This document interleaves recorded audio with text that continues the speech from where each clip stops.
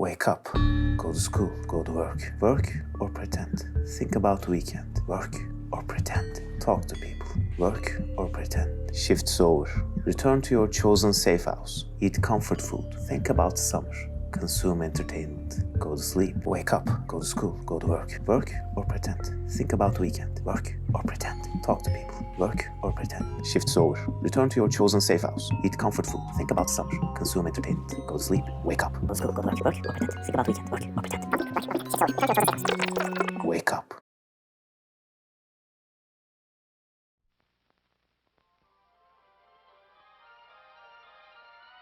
Watching this is great, but living inside an infinite loop of ordinary, though, yeah.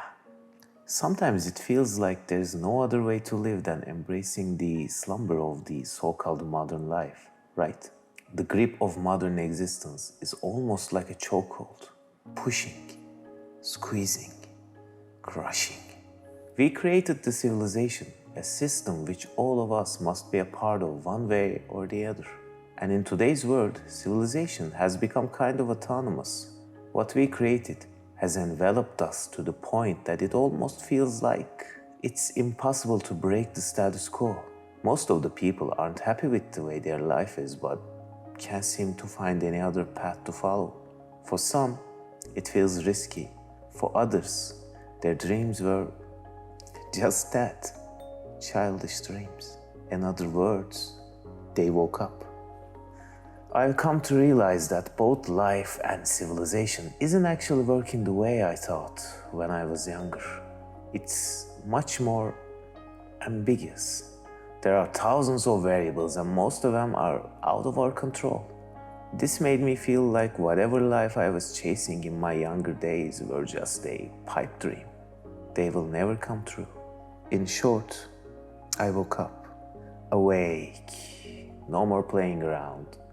Just follow the guidelines and I'll be okay. Especially in a country where some of those modern life guidelines treated as sacred texts. I'll just be okay. But there's a nauseating feeling in my stomach. And you know what? I actually remember this feeling. Back in the day, I was a people pleaser.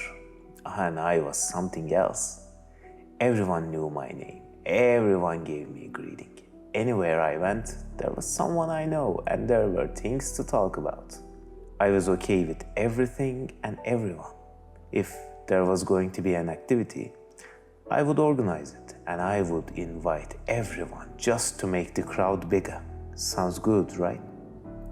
It took a heavy toll on me. I'm not just talking about mentally, socially as well. Yes, you'll have a lot of people in your life, but most of them will be just there, fake. And people with genuine intentions will just see those interactions, those crowds, and wouldn't just bother with you.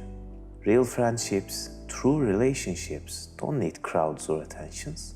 I didn't even like a lot of people I spent time with, and I knew that they didn't as well. We were just using each other to be perceived as popular or likable. And there it was, the nauseating feeling. It was a sign that I wasn't living quite true to myself. I think I feel the same about those guidelines. And I still carry that feeling. It stood tall even after all the adversity, all the challenges, all the heartbreaks, everything. It was with me. But after a while, it evolved. It changed into a quiet defiance to everything that wasn't good for me.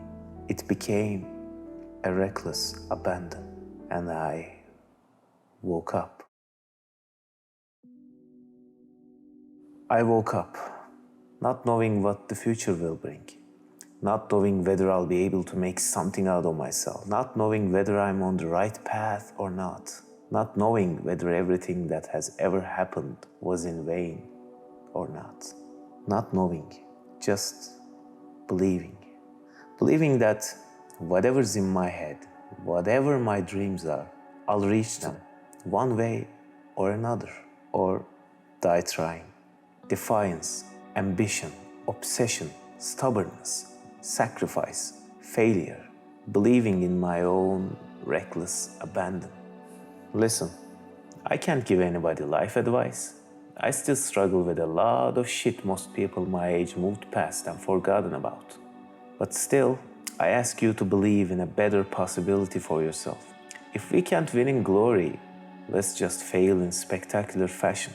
Hard to accept, but there's no other way to break the infinite loop. The only thing that is real is now.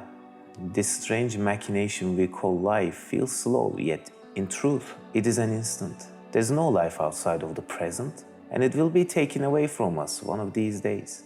Hell, some days I personally want to do the deed myself, but that's not how we roll.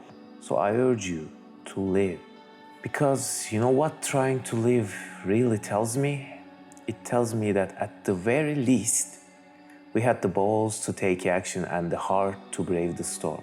We weren't content with what's been given and tried to make a change.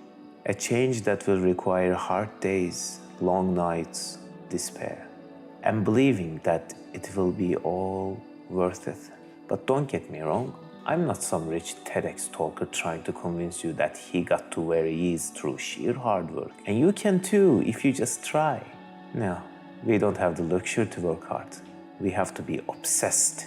We have to push, squeeze, and crush each and every obstacle coming our way. Fight until our final breath, and then some. All for the sake of becoming the change we want to see in the world. Even if we fail, even if we can't ever sleep again, let's wake up. Let's wake up from this slumber, one eyelid at a time. Every day I wake up for one thing and one thing only, to make a small difference in an infinite loop of ordinary.